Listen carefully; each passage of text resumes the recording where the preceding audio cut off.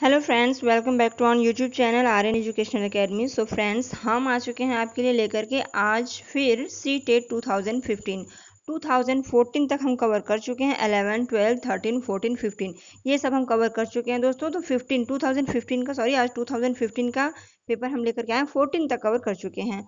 और जैसा कि आप जानते हैं कि एक साल में 2 बार होता है पेपर, तो 2014 का भी फरवरी का और सितंबर का, ये दोनों एक साल में 2 बार होता है, तो दोनों पेपर मैं करा चुकी हूँ। इसी तरीके से हम आगे बढ़ेंगे दोस्तों। आज हम लेकर के आए हैं 2015 आपका सी टेट जूनियर लेवल का 2015 का सामाजिक अध्ययन का पेपर। जैसा कि आप सब जानते हैं 60 क्वेश्चन होते हैं, पूरे 60 क्वेश्चन होते हैं। तो दोस्तों हम कराएंगे पूरे 60 क्वेश्चन अकॉर्डिंग टू मी। दोस्तों अगर मैं जैसे करती थी, अगर आप ये समझें तो देखिए, अब 20 दिन रह गया है, आज 10 तारीख है। और अगर एग्ज़ाम 5 जुलाई को होता है तो 5 दिन तो बिल्कुल छोड़ दीजिए आप। 1 से लेकर 5 जुलाई तक, 4 जुलाई तक आप 4 दिन छोड़ दीजिए अपने प्रैक्टिस के लिए। उस समय पढ़ना नहीं है, जो कुछ भी हमने पढ़ा है उसको हमें प्रैक्टिस सेट पर प्रैक्टिस करनी है। बबल को विद बबलिंग, बबल को भरते हुए करनी है प्रैक्टिस। और उससे पहले हमने क्या हमारी तैयारी है, क्या हमारी कमी है, उसको हमें देखते हुए हमें अपनी तैयारी करनी है। और अगर आपकी तैयारी है तो आप अगर डेली कुछ ना कुछ प्रैक्टिस सेट करते जाएं तो वो और भी बेहतर होगा। नहीं तो उस समय तो हमें करना ही करना है, 5-6 दिन पूरे प्रैक्टिस सेट पे देने हैं। तो चलिए स्टार्ट करते हैं। ये है हमारा 2015 का पेपर, और ये फरवरी माह का पेपर है, ठीक है। उसके बाद हम फिर सितंबर का भी लेकर के आएंगे। तो चलिए स्टार्ट करते हैं, बिना समय गंवाए हम स्टार्ट करते हैं। दोस्तों एक बात और कहना चाहूँगी, देखिए जब पूरा पेपर हम लोग करते हैं तो समय लगता है, तो आप लोग पेशेंस रखिएगा। नोटबुक और पेन लेकर के बैठिए, पेशेंस रखिए, पूरे क्वेश्चन को करना है। और पढ़ने के लिए बैठे हैं हम, ऐसे ही ये इस चैनल से उस चैनल पर कूदने के लिए नहीं बैठे, हम पढ़ने के लिए बैठे हैं। क्वेश्चन हमारे सामने है, प्रैक्टिस हमें करना है, तो हम पढ़ने के लिए बैठे हैं। टाइम का हमें परवाह नहीं होना चाहिए, क्योंकि अब समय नहीं है, अब हमें रात रात भर पढ़ने का समय आ गया है। तो घंटा 2 घंटा कोई बड़ी बात नहीं है। चलिए स्टार्ट करते हैं। पृथ्वी की सबसे आंतरिक परत मुख्यतः बनी है, किससे बनी है? ऑप्शन है आपकी सिलिका एवं लोहे से, निकिल एवं लोहे से, निकिल एवं एल्यूमिनियम से, और सिलिका एवं एल्यूमिनियम से। दोस्तों तो ये आपका क्वेश्चन तो आप जानते ही होंगे कि पृथ्वी के सबसे आंतरिक परत, पृथ्वी की कितनी परतें होती हैं? 3 परतें होती हैं, ठीक है। और जो 3 परतें होती हैं उसमें देखिए, एक तो क्रोड़ होता है आपका, पृथ्वी का जो सबसे आंतरिक परत होता है वो क्रोड़ होता है। और पृथ्वी का केंद्र भी उसी को कहा जाता है। उसका विस्तार कितना होता है? 2900 किमी होता है। और 2900 किमी से 6371 किमी होता है, ठीक है। 2900 किमी से 6371 किमी होता है। और इसके निर्माण में मुख्यतः 2 तत्वों का महत्वपूर्ण योगदान रहता है। किसका? आपका होता है इसमें Ni निकिल और Fe, ये आपका लोहा हो गया, ठीक है। तो निकिल और आयरन, इसलिए पृथ्वी के आंतरिक परत को हम क्या कहते हैं? नीफे कहते हैं। तो यहाँ पे आपका क्या मिल जाएगा? ऑप्शन बी हो जाएगा आपका, निकिल और आयरन। तो ये हो गया ऑप्शन बी आपका, निकिल एंड लोहे से, ठीक है। यहाँ पे आपको क्या मिला, नोट कीजिएगा। देखिए जो जो क्रोड़ होता है आंतरिक परत होता है, और इसका जो इसी केंद्र भी कहते हैं, इसका विस्तार कितना होता है? 2900 से 6771 किलोमीटर इसका विस्तार होता है, ठीक है। तो चलिए आगे बढ़ेंगे, और हर क्वेश्चन में जो भी आंसर होगा उसके बारे में कुछ ना कुछ हमें जरूर एक्स्ट्रा मिलेगा। तो नोटबुक और पेन लेकर के बैठिएगा, नोट कीजिएगा और बने रहिएगा हमारे साथ। निम्नलिखित में से कौन सा एक केवल तटीय क्षेत्रों में अत्यधिक विनाश कर सकता है? केवल तटीय क्षेत्रों में अत्यधिक विनाश कर सकता है, कौन? बताइए। सुनामी, भूकंप, ज्वालामुखी और ज्वार भाटा। तो बात क्या किया जा रहा है? तटीय क्षेत्रों में दोस्तों बात हो रही है यहाँ पे, तटीय क्षेत्रों में। तो तटीय क्षेत्रों में देखिए सुनामी से होगा सबसे ज्यादा। सुनामी क्या होता है? तटीय क्षेत्रों में अत्यधिक विनाश करता है सुनामी। आपने ये सुनामी जानते हैं किस भाषा का नाम है? देखिए जापानी भाषा, जापानी शब्द का ये है, जापानी भाषा का शब्द है। इसका शाब्दिक अर्थ है तट पर आती हुई या तट पर आती हुई या आने वाली जो लहरें होती हैं उसी को हम कहते हैं सुनामी। सुनामी का निर्माण समुद्र तट में उत्पन्न जो भूकंप होता है उससे होता है, उसके परिणाम स्वरूप होता है। उसके परिणाम स्वरूप जल की जो लहरें तट की तरफ से आती जाती हैं, जैसे समुद्र की गहराई कम होती जाती है, वैसे वैसे उसका जल का वेग, लहरों की ऊंचाई अकस्मात रूप से अत्यधिक तेज होती जाती है। इसके कारण अपार जनधन की हानि होती है। जान नहीं रहे हैं कि सुनामी में कितनी हानि हुई थी? तो आपका यहाँ पे राइट आंसर हो गया सुनामी, ठीक। आगे बढ़ेंगे। निम्नलिखित में से किस एक को जीवाश्म ईंधन नहीं माना जाता? क्वेश्चन की फॉर्म नेगेटिव है। किस एक को जीवाश्म ईंधन नहीं माना जाता? तो दोस्तों यहाँ पे देखिए, पेट्रोलियम, कोयला, प्राकृतिक गैस, जलाऊ लकड़ी। तो यहाँ पे पूछ रहा है नहीं माना जाता, यहाँ पे आपका आंसर हो जाएगा जलाऊ लकड़ी, क्योंकि पेट्रोलियम, प्राकृतिक गैस और कोयला ये सभी आपके जीवाश्म ईंधन है। ठीक है, जलाऊ लकड़ी को हम जीवाश्म ईंधन नहीं माना जाता है, क्योंकि इसे वनों से प्राप्त किया जाता है। जीवाश्म ईंधन तो वो होते हैं जो पृथ्वी के चट्टानों में जीव जंतु, लकड़ियों आदि के लंबे समय तक दबे रहने के कारण बनते हैं। लंबे समय तक दबे रहने से ही ना जीवाश्म बनते हैं। तो क्या हो जाएगा, जैसे पेट्रोलियम है वो भी पृथ्वी के अंदर ही मिलता है, पेट्रोलियम पदार्थ, प्राकृतिक गैस और कोयला, तो ये सभी आपका जीवाश्म ईंधन हो जाएगा। क्या नहीं होगा, क्वेश्चन की फॉर्म नेगेटिव थी तो आपका आंसर हो जाएगा जलाऊ लकड़ी, ये नहीं होगा। अगर पूछता है कौन कौन सा जीवाश्म ईंधन का उदाहरण है तो कोयला, पेट्रोलियम और प्राकृतिक गैस हो जाएगा। चलिए आगे बढ़ेंगे। 21 मार्च और 23 सितंबर को पूरी पृथ्वी पर दिन और रात बराबर होते हैं, इसका कारण क्या है? बताइए इसका क्या कारण है, दिन और रात बराबर होने का कारण क्या होता है? देखिए दोस्तों, दिन और रात बराबर होने का कारण होता है सूर्य की किरणें विषुवत वृत्त पर सीधी पड़ती हैं और इस स्थिति में कोई भी ध्रुव सूर्य की ओर झुका नहीं होता है, तो इस समय दिन और रात बराबर होता है।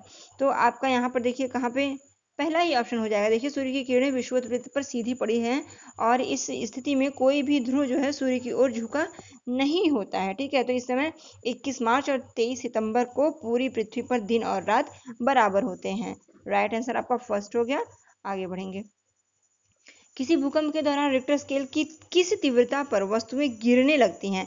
जैसा कि आप जानते हैं भूकंप का जो मापक यंत्र है वो रिक्टर स्केल में उसकी तीव्रता मापी जाती है, तो रिक्टर स्केल से उसकी तीव्रता मापी जाती है। तो यहाँ पे पूछ क्या रहा है कि स्केल की किस तीव्रता पर कितनी उसकी तीव्रता होती है, तीव्रता ही नापी जाती है तो कितनी तीव्रता होती है जिस पर की वस्तुएं गिरने लगती हैं। तो वहाँ यहाँ देखिए है 6.0 या उससे अधिक, या 5.0 से अधिक, या 7 पॉइंट से अधिक, 0 से अधिक, या फिर 2.0 से 2.0। तो दोस्तों यहाँ पे देखिए पहला ऑप्शन ही आपका सही हो जाएगा। 6.0 या उससे अधिक होता है तो वस्तुएं गिरने लगती हैं। रिक्टर स्केल जो है भूकंप मापने वाला पैमाना होता है, आप जान ही रहे हैं, जिससे 0 से 9 तक के अंक प्रदर्शित किए जाते हैं। प्रत्येक बढ़ता हुआ अंक जो है भूकंप की तीव्रता को दिखाता है और रिक्टर स्केल पर जो ये पॉइंट है 6.0 या उससे अधिक के अंक की तीव्रता अगर दिखाता है तो इमारतों के विनाशकारी होता है, इमारतों के लिए विनाशकारी। इसमें इस तीव्रता पर पुल, इमारतें आदि गिरने लगती हैं। अगर 6.0 है तो पुल, इमारतें ये सब गिरने का खतरा होता है। ठीक है, तो आपका फर्स्ट आंसर हो गया राइट। आगे बढ़ेंगे। निम्नलिखित में से कौन सी एक आकृति नदी के निक्षेपण कार्य का परिणाम है? नदी के निक्षेपण कार्य का परिणाम क्या क्या होता है? विसर्प, बाढ़कृत मैदान, चाप, झील और जलप्रपात। तो नदी के निक्षेपण का मतलब क्या हुआ? नदी के निक्षेपण के फलस्वरूप जानते हैं बाढ़कृत मैदान का निर्माण होता है। नदी के निक्षेपण से बाढ़ जैसे मैदान का निर्माण होता है। नदी अपने साथ लाए हुए अवशेषों को छोड़कर वापस चली जाती है, तो इन अवशेषों से बाढ़ युक्त मैदान का निर्माण होता है, इसे हम और क्या कह सकते हैं? इसे हम कछार क्षेत्र भी कहते हैं। इसी को हम कछार क्षेत्र भी कहते हैं।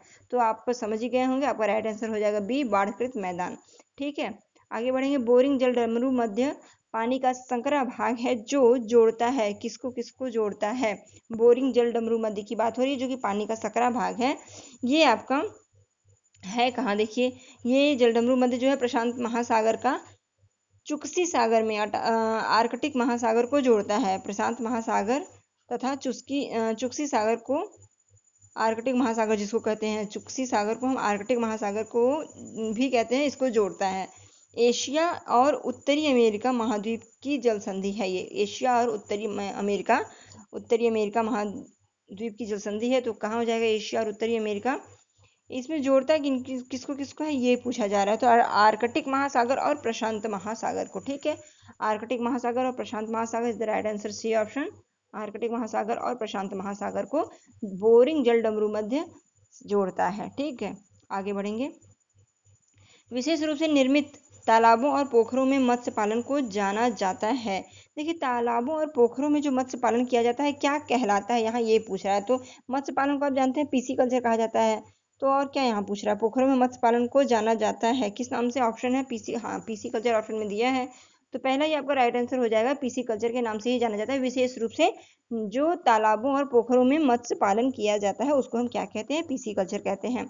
आगे आप देखते चलें, जैसे इसमें दिया है विटीकल्चर, हार्डिकल्चर और सेरीकल्चर। तो अगर आप जानते हैं तो बहुत अच्छी बात है, क्योंकि कुछ भी पूछ सकता है, बट अगर नहीं जानते हैं तो नोट कीजिएगा कि पीसी कल्चर मत्स्य पालन है ही, विटीकल्चर अंगूर की खेती को कहते हैं। ठीक है, विटीकल्चर आपका हो गया ये अंगूर की खेती। और हार्डिकल्चर हो गया आपका बागवानी, जो फलों की खेती होती है ना, बागवानी उसको हम कहते हैं। और सेरीकल्चर हो गया आपका रेशम या कीट पालन, सेरीकल्चर हो गया आपका रेशम या कीट पालन। सो फ्रेंड्स, यहाँ से देखिए एक क्वेश्चन के अलावा आपको तीनों ऑप्शन के भी आंसर मिल रहे हैं। तो दोस्तों बने रहिएगा हमारे साथ, हमारा प्रयास होता है आपको कुछ ना कुछ बेहतर देने का। और हम सारे प्रैक्टिस सेट कर रहे हैं, तो प्रैक्टिस सेट से ही तो क्वेश्चन आते हैं, यहाँ से नहीं आएगा तो कहाँ से आएगा। ये हो सकता है कि आज स्टेपी के बारे में पूछा है तो कल दूसरे के बारे में पूछिए, मतलब चारों ऑप्शन में से या जो भी हमारा क्वेश्चन है उसमें थोड़ा सा डीप या थोड़ा सा हट के क्वेश्चन पूछ सकता है। तो हम अपने आंसर के बारे में विस्तृत चर्चा कर ही रहे हैं। तो दोस्तों अगर हम अपना पूरा प्रैक्टिस सेट कर ले जाते हैं तो हमें कोई भी प्रॉब्लम नहीं होगी। जब आप हमारे साथ बने रहेंगे और पूरा 20-30 तारीख तक हमारे साथ करेंगे, उसके बाद आप देखेंगे अपने प्रैक्टिस सेट में, या अभी भी आप प्रैक्टिस सेट लगाओगे तो देखोगे जैसे जैसे आप प्रैक्टिस सेट करेंगे, बने रहेंगे हमारे साथ, वैसे वैसे नॉलेज इंक्रीज होगी। और जब नॉलेज इंक्रीज होगी तो आपका आपका प्रदर्शन भी बेहतर होगा, आपका पेपर भी काफ़ी बढ़िया होगा। तो चलिए दोस्तों, अभी तक अगर आपने सब्सक्राइब नहीं किया है तो सब्सक्राइब कर लीजिए अगर आप पहले विजिटर हैं हमारे तो। और अगर अभी तक आपने शेयर नहीं किया है तो दोस्तों प्लीज़ फटाफट सबको शेयर कीजिए, ज़्यादा से ज़्यादा लोगों को जोड़िए, सबको शेयर कीजिए। हम जो प्रयास करते हैं आपके लिए वो ज़्यादा से ज़्यादा लोगों तक पहुंचना चाहिए, जिससे आपका भी प्रयास हो, आप भी सफल हो, आपके दोस्त भी सफल हो और हमारा मेहनत भी सफल हो। एक वीडियो को बनाने में जानते हैं आप बहुत सारा टाइम लगता है, और अगर हम आपके लिए इतना मेहनत कर रहे हैं तो थोड़ा सा मेहनत आप हमारे लिए भी कर सकते हैं। फटाफट शेयर कर दीजिए अपने दोस्तों को, जिससे कि वो भी देखें, आपका भी अच्छा हो और हमारा भी। तो चलिए इसी के साथ आगे बढ़ते हैं। निम्नलिखित घास भूमियों में से कौन सी अमेरिकी मूल निवासियों का निवास स्थल है? अमेरिकी मूल निवासियों का निवास स्थल पूछ रहा है। कौन सा घास भूमियों में से? स्टेपी है, प्रेरीज है, पंपास है, वेल्ड्स है। तो यहाँ पे देखिए दोस्तों कुछ घास भूमियाँ दी गई हैं, ठीक है, कुछ घास भूमियाँ दी गई हैं जिसमें आपको बताना है कि अमेरिकी मूल निवासियों का निवास स्थल कहाँ है। तो अमेरिका का घास मैदान कौन सा बताइए? देखिए प्रेयरीज है, तो अमेरिकी मूल निवासी कहाँ के होंगे? प्रेयरीज होंगे। तो यहाँ पर देखिए अमेरिका मूल निवासियों का निवास स्थल प्रेयरी है। प्रेयरी जो है उत्तरी अमेरिका के घास मैदान को कहते हैं हम। देखिए ठीक है, यहाँ से निवास स्थान भी प्रेयरी हो गया। और उत्तरी अमेरिका पूछा जाए तो ये उत्तरी अमेरिका पूछा जाए तो आपका हो जाएगा प्रेयरी, ठीक है, घास मैदान। स्टेपी घास के मैदान जो होते हैं वो यूरोप में होते हैं। स्टेपी जो होता है वो यूरोप होता है, नोट कीजिएगा। स्टेपी जो है वो यूरोप का होता है घास का मैदान। और पंपास घास के मैदान जो है वो अर्जेंटीना में होते हैं, तथा वेल्ड जो घास का मैदान है वो दक्षिण अफ्रीका में पाया जाता है। ठीक, पंपास, वेल्ड, प्रेरी और स्टेपी, ठीक है, मैंने चारों बता दिया। ठीक है, एक बार फिर से सुन लीजिए। प्रेरी जो है आपका ये तो उत्तरी अमेरिका का हो गया, और स्टेपी घास का मैदान हो गया यूरोप का, पंपास घास का मैदान हो गया अर्जेंटीना, वेल्ड हो गया आपका दक्षिणी अमेरिका। ठीक, चलिए आगे बढ़ेंगे। सामाजिक विज्ञापनों पर निम्नलिखित दो कथन ए और बी। देखिए दोस्तों, कथन और कारण पर भी क्वेश्चन बनते हैं, तो इसके लिए आपको थोड़ा लेंदी लगता है और कंफ्यूजन हो जाता है, इसके लिए आपको पेशेंस चाहिए। थोड़ा सा ध्यान से अगर आपका कॉन्सेप्ट क्लियर है कि क्वेश्चन कह क्या रहा है, तो आप अगर पेशेंस बना करके क्वेश्चन को समझेंगे तो आप काफ़ी अच्छे से कर पाएंगे। ठीक है, चलिए समझिएगा। सामाजिक विज्ञापनों पर निम्नलिखित दो कथनों ए और बी पर विचार कीजिए और सही उत्तर का चयन कीजिए। सामाजिक विज्ञापन वे विज्ञापन हैं जो समाज के लिए विस्तृत स्तर पर संदेश का प्रसारण करते हैं। ठीक, और दूसरा क्या है? सामाजिक विज्ञापन केवल सरकार मतलब राज्य सरकार द्वारा प्रस्तुत किए जाते हैं। ये दो चीज़ दे दिया। अब कह रहा है कि बताइए ऑप्शंस में ए और बी दोनों गलत हैं, ए गलत है और बी सही है, या ए और बी दोनों सही हैं, या ए सही है और बी गलत है। तो बताइए, देखिए यहाँ पे क्या क्या रहा है। सामाजिक विज्ञापन, समझिएगा, सामाजिक विज्ञापन वे विज्ञापन हैं जो समाज के लिए विस्तृत स्तर पर संदेश का प्रसारण करते हैं, तो बिल्कुल ठीक है। और दूसरा ऑप्शन क्या है? सामाजिक विज्ञापन केवल सरकार राज्य द्वारा प्रस्तुत किए जाते हैं। अब आप ये बताइए, क्या केवल सरकारी विज्ञापन जो है, सामाजिक विज्ञापन जो है केवल राज्य सरकार ही प्रस्तुत करती है और कहीं से विज्ञापन नहीं आते हैं? तो आप यहाँ पे समझ पा रहे हैं, अगर आप पेशेंस से ध्यान से समझें इन बातों को तो आप विज्ञापन के बारे में जानते हैं। तो पहला जो है बिल्कुल सही है। सामाजिक विज्ञापन वे विज्ञापन हैं जो समाज के विस्तृत स्तर पर संदेश को प्रसारण करने का कार्य करते हैं, ठीक है। लेकिन क्या केवल सरकार राज्य द्वारा ही प्रस्तुत किया जाता है? तो ये गलत है। तो आपका आंसर क्या होगा? पहला सही और दूसरा गलत। ए सही और बी गलत। देखिए कौन सा है? ए सही और बी गलत। ए सही और बी गलत। देखिए डी ऑप्शन में है ए सही और बी गलत, तो ये हो जाएगा आपका राइट आंसर, ए सही और बी गलत। ठीक है, इसी तरीके से देखो दोस्तों, देखिए बड़ा तो होता है बट उसमें ध्यान से समझेंगे तो ईजी है, कर ले जाएंगे। जनपद पंचायत के अंतर्गत, नेक्स्ट क्वेश्चन आपका, जनपद पंचायत के अंतर्गत क्या आता है? कई जिला परिषद होते हैं, कई ग्राम पंचायतें होती हैं, कई नगर पालिका वार्ड होते हैं, या कई ग्राम सभाएं होती हैं।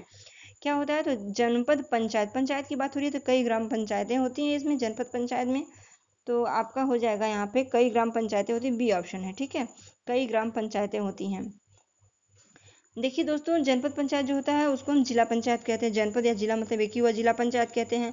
और पंचायती राज व्यवस्था की शीर्षस्थ संस्था होती है ये, जो पंचायती राज व्यवस्था है उसकी शीर्षस्थ संस्था कौन होती है? जिला पंचायत होती है। इसके अंतर्गत कई ग्राम पंचायतें होती हैं। जिला पंचायत ग्राम पंचायत तथा राज्य के बीच एक कड़ी मध्यस्थता का काम करती है। इसके अंतर्गत कई ग्राम पंचायतें होती हैं, ठीक है। तो जिला पंचायत क्या करती है? ग्राम पंचायत और राज्य के बीच में मध्यस्थता का कार्य करती है। चलिए आगे बढ़ेंगे, आपका आंसर आपको मिल चुका है। अपने कक्षीय समतल पर पृथ्वी के अक्ष का झुकाव आनति कोण क्या है? अपने कक्षीय समतल पर पृथ्वी के अक्ष का झुकाव, देखिए कह रहा है अपने कक्षीय समतल पर पृथ्वी के अक्ष का झुकाव क्या है? 23 सही 1/2 अंश, या 90 अंश, या 45 अंश, या 66 सही 1/2 अंश। तो दोस्तों आप जानते हैं 66 सही 1/2 अंश है। झुकाव पृथ्वी का पूछ रहा है। अपने कक्षीय तल पर पृथ्वी के अक्ष का झुकाव जो है 66 सही 1/2 अंश है, जबकि पृथ्वी अपने अक्ष पर 23 सही 1/2 अंश झुकी हुई है। उसी झुकाव के कारण ऋतु परिवर्तन तथा दिन रात छोटे बड़े होते हैं। समझ पाए आपने? देखिए पृथ्वी के अक्ष का जो झुकाव है वो 66 सही 1/2 है, जबकि पृथ्वी अपने अक्ष पर 23 सही 1/2 झुकी है। पृथ्वी झुकी है 23 सही 1/2, लेकिन पृथ्वी के अक्ष का जो झुकाव है वो 66 सही 1/2 है, ठीक है। तो आपका ये डी ऑप्शन सही हो गया। आगे बढ़ेंगे अब हम। निम्नलिखित में से मानचित्रों का कौन सा एक घटक नहीं है? दोस्तों एक बात यहाँ पे मैं पूछना चाहूंगी कि मैं 60 क्वेश्चन पूरा करा रही हूँ। मेरा पर्पस तो ये था कि एक बार में पूरे 60 क्वेश्चन किया जाए, क्योंकि हम पढ़ने के लिए बैठे हैं। बट आप लोगों का कोई रिस्पांस नहीं मिल रहा है, बहुत कम लोग मेरे वीडियोस को देख रहे हैं। तो क्या चाहते हैं आपकी? बस बहुत लोग मैं देख रही हूँ कि 20-30 बस इतने ही क्वेश्चन करा रहे हैं, इसके ऊपर कोई नहीं करा रहा। 60 क्वेश्चन एक बार में कोई पूरा नहीं करा रहा, बट मैं आपको पूरा दे रही हूँ। तो ज़्यादा से ज़्यादा आप लोगों को शेयर करना चाहिए, ज़्यादा लोगों को करना चाहिए कि एक बार में हम पूरे प्रैक्टिस सेट को देख पा रहे हैं। तो ये मेरे हिसाब से तो ज़्यादा बेहतर था। बट अगर आप लोग कमेंट भी कुछ नहीं कर रहे, अगर आप लोग कमेंट करें तो उसके अकॉर्डिंग हम चलें। बताइएगा कि क्या है, 30-30 का ही कराएं, 20-20 क्वेश्चन का कराएं, मेरे ढेर सारे वीडियोस बन जाएंगे, ज़्यादा अच्छा ही होगा मेरे लिए। बट आप लोग क्या चाहते हैं ज़रा सा बताइएगा, क्योंकि आप लोग का कमेंट और आप लोगों के पसंद के अकॉर्डिंग ही आगे बढ़ना उचित रहेगा, कि जो आप कहें। अगर थोड़ा थोड़ा करना चाहते हैं सभी सब्जेक्ट को तो ठीक है, छोटा छोटा लेके चलते हैं वीडियो। बट अगर पूरा अगर जो मैं कर रही हूँ वो अगर उससे आप अगर सहमत हैं तो कमेंट कीजिएगा, ठीक है। आगे बढ़ेंगे। निम्नलिखित में से मानचित्रों का कौन सा एक घटक नहीं है? मानचित्र का कौन सा एक घटक नहीं है? क्वेश्चन की फॉर्म नेगेटिव मोस्ट इंपॉर्टेंट, जैसा कि मैं बताती आई हूँ हमेशा, नेगेटिव फॉर्म में है क्वेश्चन तो नहीं को हम सर्किल कर लेंगे, जिससे कि वो माइंड में बना रहे। अब कह क्या रहा है? आकार, दिशा, प्रतीक और दूरी। तो मानचित्रों का कौन सा एक घटक नहीं है? बताइए। आकार, दिशा, प्रतीक, दूरी, क्या नहीं है? इसको तो आप कर सकते हैं, बताइए। बहुत ही इजी क्वेश्चन है, इसमें तो कुछ करना ही नहीं है। आकार, दिशा और दूरी, मैप में ये सब चीज़ होता है। प्रतीक नहीं होता है। प्रतीक किस तरीके का साइन, प्रतीक नहीं होता है। आपका राइट आंसर हो जाएगा सी ऑप्शन। आकार होता है, दिशा होता है, दूरी होता है, बट क्वेश्चन पूछ रहा है नहीं, तो आपका हो जाएगा ये सी ऑप्शन, ठीक है। रॉलेट अधिनियम 1919 का विरोध किया गया था क्योंकि इसने मुसलमानों के लिए पृथक निर्वाचन क्षेत्रों का अधिकार प्रदान किया था, या प्रांतों में द्वैत शासन लागू किया था, या इसने भारतीयों के हथियार रखने पर कोई रोक लगाई थी, या इसने अभिव्यक्ति की स्वतंत्रता जैसे मौलिक अधिकारों को आघात पहुंचाया था। बताइए क्या है? रॉलेट अधिनियम 1990 का विरोध किया गया था, क्यों? तो दोस्तों देखिए, ये विरोध जो हुआ था मैं इसके बारे में बताऊंगा आपको कि रॉलेट अधिनियम जो 1919 है 1919 को काले कानून की संज्ञा दी जाती है। काले कानून की संज्ञा किसको दी जाती है अगर पूछा जाए तो? रॉलेट एक्ट 1919 को काले कानून की संज्ञा दी जाती है। और इस अधिनियम को बिना वकील, बिना दलील और बिना अपील अधिनियम कहा जाता है। इस अधिनियम के अंतर्गत किसी भी व्यक्ति को संदेह के आधार पर गिरफ्तार किया जा सकता है, या इसके लिए कानूनी कार्यवाही की आवश्यकता नहीं थी। इससे लोगों के मौलिक अधिकार को आघात पहुंचा था, इसलिए पुलिस को और भी शक्ति प्राप्त हो गई थी। तो क्या कहेंगे इसको? देखिए, जो रॉलेट अधिनियम है 1919, इसको काला कानून के नाम से जाना जाता है। और एक नोट कीजिएगा, बिना वकील, बिना दलील, बिना अपील, इसको कहा जाता है ये जो विरोध रहा है। रॉलेट अधिनियम 1919 का। तो आपका यहाँ पे कौन सा ऑप्शन सही हो जाएगा दोस्तों? यहाँ पे आपका डी ऑप्शन सही हो जाएगा। इससे अभिव्यक्ति की स्वतंत्रता जैसे मौलिक अधिकारों को आघात पहुंचाया था। ठीक है, आगे बढ़ेंगे हम। चोल साम्राज्य में सभा का सदस्य बनने के लिए निम्नलिखित में से कौन सी एक शर्त नहीं थी? मैं एक पिछले वीडियो में ये क्वेश्चन बना था कि क्या क्या शर्त होनी चाहिए, किसको माना जाता है। तो यहाँ पे देखिए, अगर आपने वो पढ़ा था तो यहाँ पे आप इजीली बता पाएंगे कि कौन सी शर्त नहीं थी। उनकी आयु 25 से 70 वर्ष होनी चाहिए, और उन्हें भूमि का स्वामी होना चाहिए जहाँ से भूमि राजस्व वसूला जाता है, या उनके पास अपना घर होना चाहिए, उन्हें वेदों का ज्ञान होना चाहिए।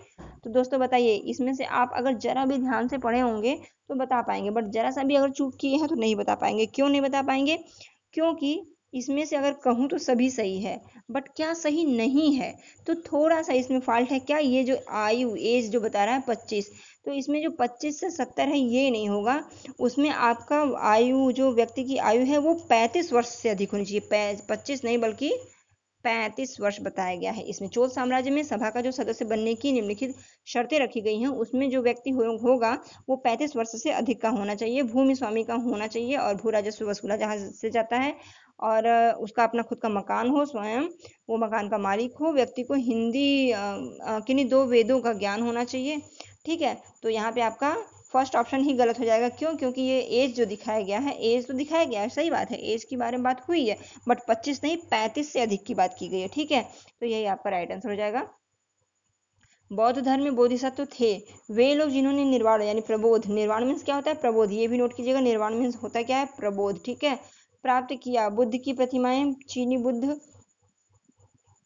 बौद्ध तीर्थयात्री या बौद्ध विद्वान। बौद्ध धर्म में बोधिसत्व थे। बोधिसत्व किसको कहा जाता है? बौद्ध धर्म में बोधिसत्व वे होते थे जो लोग निर्वाण मतलब प्रबोध प्राप्त करते थे, उन्हीं को ही कहा जाता था। देखिए, बौद्ध धर्म की महायान शाखा जो है, हीनयान महायान 2 शाखा थी। तो जो महायान शाखा द्वारा बोधिसत्व को स्वीकार किया गया। बोधिसत्व वे होते हैं जो निर्वाण प्राप्त कर लेते हैं तथा लोगों को निर्वाण प्राप्ति से सहायता पहुंचाते हैं। वे जीवन मरण चक्र से मुक्त हो चुके होते हैं, उन्हें हम कहते हैं बोधिसत्व। तो आपका फर्स्ट ऑप्शन ही राइट हो जाएगा। ठीक है, आगे बढ़ेंगे। गर्भगृह कुछ प्रारंभिक हिंदू मंदिरों का सबसे महत्वपूर्ण भाग था। गर्भगृह कुछ प्रारंभिक हिंदू मंदिरों का सबसे महत्वपूर्ण भाग था। तो ये गर्भगृह जो है महत्वपूर्ण भाग तो था, बट है क्या गर्भगृह? गर्भगृह बताइए क्या होता है? देखिए, गर्भगृह क्या होता है, यहाँ पे आपके कुछ ऑप्शन है। तो गर्भगृह हम बताएं आपको, गर्भगृह होता क्या है? वह स्थान होता है जहाँ पे देखिए ईश्वर की प्रतिमा स्थापित की जाती है, उसी को हम गर्भगृह कहते हैं। तो यहाँ पे आपका कौन सा ऑप्शन है? मंदिरों में वह स्थान जहाँ लोग एकत्रित नहीं, जहाँ लोग एकत्रित होते हैं। देखिए, ये भी क्वेश्चन बन सकता है, जहाँ लोग एकत्रित होते हैं उसको मंडप कहा जाता है। ठीक है, और वह स्थान जहाँ धार्मिक अनुष्ठान नहीं किए जाते, नहीं यानी वो गुफाएं जिन्हें मूर्तियां तथा भित्ति चित्र द्वारा पूरी तरह सजाया जाता है। जी नहीं, गुफाएं तथा जिन्हें भित्ति चित्र और मूर्तियों से पूरी तरीके से सजा दिया जाता है वो नहीं होता, बल्कि वह स्थान होता है जहाँ मुख्य देवी या देवता की मूर्ति को रखा जाता है। जी हाँ, गर्भगृह उसे कहते हैं जहाँ पे मुख्य देवी देवता जो भी जिसका भी मंदिर हो उनकी मुख्य मूर्ति को रखा जाता है। ठीक है, वो गर्भगृह कहलाता है। ठीक, आगे बढ़ेंगे। निम्नलिखित में से कौन सा एक उष्णकटिबंधीय घास स्थल है? उष्णकटिबंधीय घास स्थल पूछा जा रहा है दोस्तों, तो कौन सा होगा? उष्णकटिबंधीय घास स्थल तो सवाना होता है, आपका पहला ऑप्शन ही हो जाएगा। उष्णकटिबंधीय घास स्थल सवाना होता है। ठीक है, देखिए, उष्णकटिबंधीय घास स्थल का मैदान जो है सवाना है, जो कि अफ्रीका महाद्वीप में पाया जाता है। ठीक है, नोट कीजिएगा, अफ्रीका महाद्वीप में पाया जाता है। पंपास की बात करें तो अर्जेंटीना में, स्टेपी यूरोप में, और डाउन्स ऑस्ट्रेलिया के ये शीतोष्ण कटिबंधीय घास के मैदान है। ठीक है, देखिए, पंपास अर्जेंटीना का शीतोष्ण कटिबंधीय, और स्टेपी जो है यूरोप का, और डाउन्स जो है ऑस्ट्रेलिया का, ये तीनों जो है शीतोष्ण कटिबंधीय घास के मैदान है। लेकिन यहाँ पे बात हो रही थी सवाना की, तो सवाना जो है वो अफ्रीका का है, अफ्रीका महाद्वीप, नोट कीजिएगा, और ये उष्ण कटिबंधीय है। ठीक है, ये उष्ण कटिबंधीय है। चलिए आगे बढ़ेंगे। हैंगियोग्राफी संबंधित है संत के जीवनी लेखन से, शासक के आत्मकथा लेखन से, संत के आत्मकथा लेखन से और शासक के जीवनी लेखन से। हैंगियोग्राफी होता क्या है, किससे संबंधित है हैंगियोग्राफी? देखिए, हैंगियोग्राफी जो होता है वो जो है संत की जीवनी से रिलेटेड है। संत की जीवनी का जो लेखन होता है, जो वो लिखते हैं, उससे रिलेटेड होता है हैंगियोग्राफी, उसी को कहा जाता है, जिसमें संतों के चमत्कारिक कुछ व्यक्तित्व का वर्णन होता है। ठीक है, चमत्कारिक व्यक्तित्व का वर्णन और किसका? संतों के चमत्कारी व्यक्तित्व का वर्णन। तो आपका संत शासक, संत की आत्मकथा का लेखन, शासक के जीवनी। तो संत के आत्मकथा का लेखन नहीं होता है दोस्तों। देखिए यहाँ से आप कंफ्यूज हो सकते हैं, संत इसमें भी है, संत इसमें भी है। पहला ऑप्शन ही सही हो जाएगा, संत के जीवनी लेखन। संत जो जीवनी लिखते हैं उसकी बात है, आत्मकथा लेखन से नहीं होता है। संत की जो जीवनी होती है उसमें कुछ चमत्कारिक चीज़ों को वो उसमें व्यक्त करते हैं, लिखते हैं। ठीक है, आपका पहला ही हो जाएगा, याद रखिएगा। हैंगियोग्राफी, कुछ अजीब सा लग रहा है ना, अगर आपने पढ़ा है तो बहुत अच्छी बात है, बट हैंगियोग्राफी ये वर्ड जो है एक बार कंफ्यूजन कर सकता है अगर नहीं पढ़े हैं तो, कि संत के जीवन से, शासक की आत्मकथा से क्या होगा इसका राइट आंसर। ठीक है, अगर हम तुक्का लगाने बैठे तो शायद 100% गलत हो जाएगा, अगर लकी होंगे तो सही भी हो सकता है, बट कोई आइडिया नहीं मिल सकता था यहाँ पे हैंगियोग्राफी का। चलिए आगे बढ़ेंगे, देखेंगे। इसलिए पढ़ना जरूरी है, तुक्का पे तो हम बिल्कुल भी बिलीव नहीं करते हैं। इसलिए मेहनत कीजिए और पढ़िए और अपना बेस्ट दीजिए, और अगर करते जाएंगे इसी तरीके से, हमारे साथ बने रहेंगे, तो बेशक आपके अच्छे नंबर आएंगे और आप फर्स्ट अटेम्प्ट में ही बेहतर कर पाएंगे, क्योंकि हम पूरी प्रैक्टिस कर रहे हैं, ज़्यादा से ज़्यादा प्रैक्टिस कर रहे हैं, तो बेहतर ही होगा। कहाँ जाएगा, हम जो भी पढ़ रहे हैं वो हमारे नॉलेज में फिट हो रहा है तो हम बेहतर कर पाएंगे। ठीक है, खाद्य सुरक्षा के विषय में निम्नलिखित दो कथनों ए और बी पर विचार कीजिएगा और सही उत्तर का चयन कीजिए। तो है क्या, कृषि के विकास का चरम लक्ष्य खाद्य सुरक्षा को बढ़ाना है। खाद्य सुरक्षा से अभिप्राय है कि प्राकृतिक आपदाओं के दौरान जब खाद्य सामग्री की कमी होती है तब सभी लोगों को खाद्य सामग्री उपलब्ध कराना। ठीक, यहाँ ए और बी करके दिया गया है। अब आपको फिर वही पहले की तरह बताना है, ए बी में कौन सा सही है, कौन सा गलत है, दोनों सही है या दोनों गलत है। तो आप समझिए, इस दो पॉइंट को पढ़िए ध्यान से, और इन दोनों पॉइंट को ध्यान से पढ़ करके समझिए कि कह क्या रहा है। कृषि के विकास का चरम लक्ष्य खाद्य सुरक्षा को बढ़ाना है। ठीक है, बिल्कुल सही है। कृषि विकास का लक्ष्य क्या होना चाहिए कि खाद्य सुरक्षा, मतलब खाने पीने की जो चीजें हैं वो सुरक्षित रहें और सब तक पहुंच सकें। दूसरा क्या है, खाद्य सुरक्षा के अभिप्राय है कि प्राकृतिक आपदाओं के दौरान जब खाद्य सामग्री की कमी होती है तब सभी लोगों को खाद्य सामग्री उपलब्ध हो सके। 100% सही है दोस्तों, दोनों चीज सही है। देखिए, खाद्य विकास, कृषि के विकास की चरम लक्ष्य, जो किसी भी चीज का जो लक्ष्य होता है, पर्पस होता है हर एक चीज का, तो उसका पर्पस क्या होता है। कृषि का जो पर्पस है वो ये है कि उसका जो चरम लक्ष्य क्या होना चाहिए कि खाद्य सुरक्षा को बढ़ाना है। और खाद्य सुरक्षा से अभिप्राय का मतलब क्या, बढ़ाना किस लिए है, इसलिए बढ़ाना है क्योंकि जब भी कोई प्राकृतिक आपदा आए, कोई भी संकट आए, उसके दौरान खाद्य सामग्री की कमी कहीं भी ना पड़े और सभी लोगों को खाद्य सामग्री आराम से उपलब्ध कराया जा सके। तो यहाँ पे आपका राइट आंसर ए और बी दोनों हो जाएगा। देख लीजिए किस ऑप्शन में है, ए और बी दोनों सही है। आपका पहला ऑप्शन ही हो गया, ए और बी दोनों सही है। ठीक है, इसी तरीके से जब समझेंगे आप दोनों ऑप्शन को तो इजीली आप समझ पाएंगे और कर पाएंगे, बहुत ईजी हो जाता है तब इस तरीके से। अहोम के विषय में निम्नलिखित में से कौन सा एक तथ्य नहीं है। अहोम के विषय में कौन सा एक तथ्य नहीं है, क्वेश्चन की फॉर्म नेगेटिव, तो नेगेटिव को सर्कल कर लीजिए क्योंकि आपको पता चल जाए, माइंड में फिट हो जाए कि हमें नहीं ढूंढना है। चलिए, अहोम राज्य कुलों में विभाजित था जिन्हें पाइक कहा जाता है। अब अहोम के बारे में आपको पता होना चाहिए। जब अहोम के बारे में आपको पता होगा तो आप आसानी से आंसर कर पाएंगे। तो चलिए अहोम के बारे में जानते हैं। अहोम राज्य देखिए वर्तमान असम राज्य था। अहोम राज्य जो है वर्तमान असम है। मतलब क्या, हम ये कह सकते हैं कि असम को हम प्राचीन नाम, असम का प्राचीन नाम क्या था, अहोम था। ठीक, यह राज्य कई कुलों में विभाजित था और यहाँ जो है मुख्यतः भूमियाँ राजनीतिक व्यवस्था को समाप्त कर अहोम राज्य की स्थापना की गई थी। यह राज्य व्यवस्था बेगार पर आधारित थी। यह मूलतः आदिवासी थे, परंतु इन्होंने हिंदू रीति रिवाज को अपनाकर समाज को परिष्कृत किया था। पाइक जो है वो पैदल चलने वाली सेना को कहा जाता है। पाइक किसको कहा जाता है, पैदल चलने वाली सेना को कहा जाता है। तो देखिए आप इसी फर्स्ट ऑप्शन में देख रहे हैं, अहोम राज्य कुलों में विभाजित था जिन्हें पाइक कहा जाता था। तो ये पहला तो अहोम राज्य पहला तो नहीं होगा दोस्तों, क्योंकि वो कुलों में विभाजित था। और हाँ, कुलों में विभाजित था जिन्हें पाइक कहा जाता है, बिल्कुल। तो इसमें यही तो दिया गया है कि अपना समाज परिष्कृत करते थे और पैदल चलने वाली सेना को पाइक कहा जाता था। और दूसरा क्या है, अहोम राज्य बेगार पर निर्भर था। अहोम राज्य बहुत ही परिष्कृत था और भूइयां लोगों की पुरानी राजनीतिक व्यवस्था का दमन करके अहोम राज्य की स्थापना की गई थी। तो पहला ही हो जाएगा दोस्तों। सॉरी, मुझे अहोम राज्य, ये क्वेश्चन मेरे सामने फर्स्ट टाइम आया है इसलिए मैं थोड़ा सा कंफ्यूज हूँ। मुझे लग रहा था कि इन्हें पाइक कहा जाता है, पाइक कोई और होगा। तो अगर आप नहीं पढ़े हैं तो कंफ्यूजन होना लाजमी है, बिल्कुल हो जाएगा। तो अब ये क्वेश्चन हमारे सामने आ गया, तो अब बताइए कि अब अगर एग्जाम में आएगा तो 100% सही होगा। अब हम कर पाएंगे क्योंकि हमारे आँख से होके गुजरा है, हमने पढ़ा है और ये हमारे माइंड में रहेगा। अहोम राज्य जो है कुलों में विभाजित था और जिन्हें पाइक कहा जाता था। इन्हें पाइक भी किसे कहा जाता है? अहोम राज्य को ही। अहोम है कौन सा राज्य? आसाम का राज्य है। अब उसको असम कहा जाता था, लेकिन प्राचीन नाम क्या था? अहोम था। तो आपका पहला आंसर ही सही हो गया। चाणक्य के अनेक विचार एक पुस्तक में लिखे गए हैं। लिखे जिसे जाना जाता है, एक पुस्तक में चाणक्य के अनेक विचार लिखे गए हैं जिसे जाना जाता है। क्या जाना जाता है? अथर्ववेद, अर्थशास्त्र, यजुर्वेद, धर्मशास्त्र। तो ये तो सब लोग कर लेंगे दोस्तों। चाणक्य की जो पुस्तक है अर्थशास्त्र है, ठीक है, अर्थशास्त्र है। और ये जो पुस्तक है ज्यादातर राजनीति पर आधारित है ना, पॉलिटिक्स पर आधारित है, राजनीति पर। ठीक, आगे बढ़ेंगे। पांडुलिपियों और अभिलेखों पर निम्नलिखित दो कथनों में ए और बी पर विचार कीजिए और सही उत्तर का चयन कीजिए। देखिए, पांडुलिपि के बारे में बताना है, दो कथन है ए और बी। चलिए ध्यानपूर्वक पढ़ते हैं और बताते हैं क्या सही है। पांडुलिपियां प्रायः ताड़पत्रों अथवा भोज नामक वृक्ष की छाल से विशेष तरीके से तैयार भोजपत्र पर लिखी जाती थी, बिल्कुल। और अभिलेख पत्थर तथा धातु जैसी अपेक्षाकृत कठोर सतहों पर उत्कीर्ण किए जाते थे। तो सही है दोस्तों, इसमें भी ए और बी दोनों सही है, क्योंकि पांडुलिपियां प्राचीन संहिताएं हैं। संहिताएं जो होती है ना, प्राचीन संहिताएं, उनको पांडुलिपि कहते थे, जिसे कि ताड़पत्रों पर, भोजपत्रों पर ही लिखा जाता था। और अभिलेख की बात करें तो अभिलेख जो होता है वो भी एक प्रकार का संहिता ही होता है, जिसे कठोर चट्टानों या पत्थरों पर जो लिखा हुआ कथन होता था।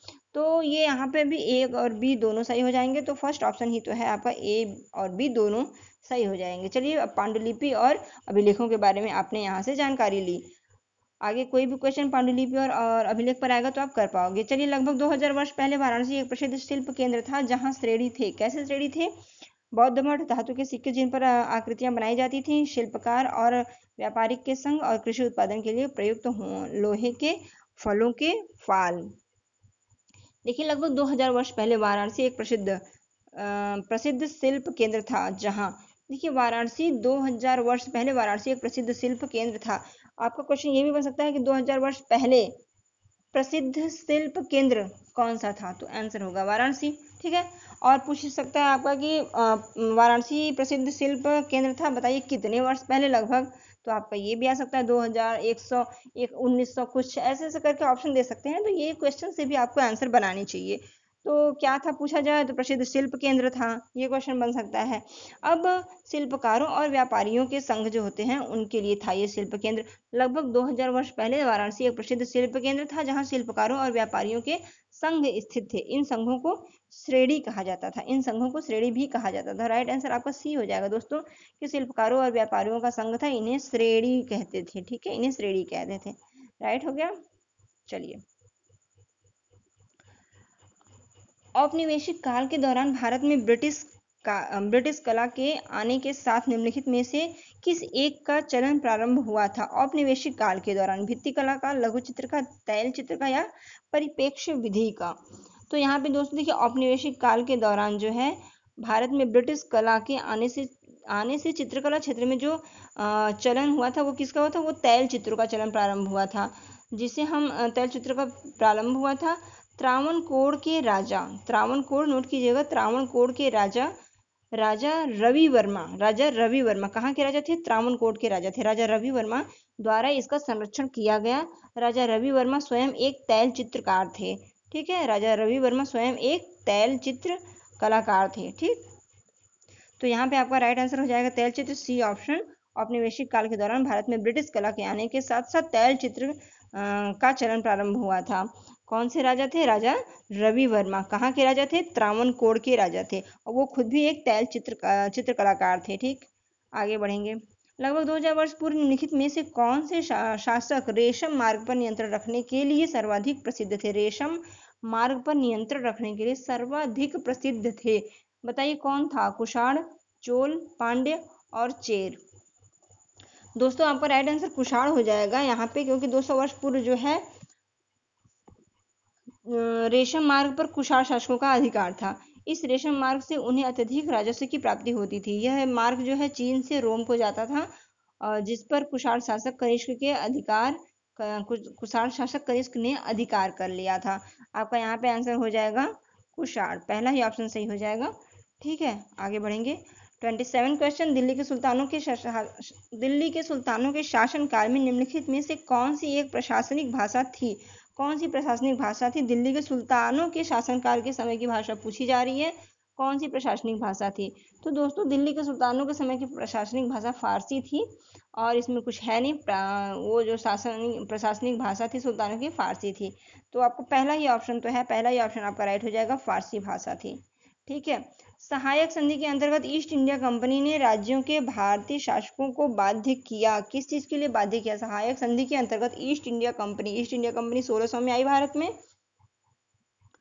तो क्या कुछ हुआ? देखिए सहायक संधि व्यवस्था जो थी ये governor general Lord Wellesley, note कीजिएगा, सहायक संधि व्यवस्था नोट कीजिएगा, सहायक संधि व्यवस्था गवर्नर जनरल लॉर्ड वेलेस्ली 1798 से 1805 द्वारा शुरू किया गया।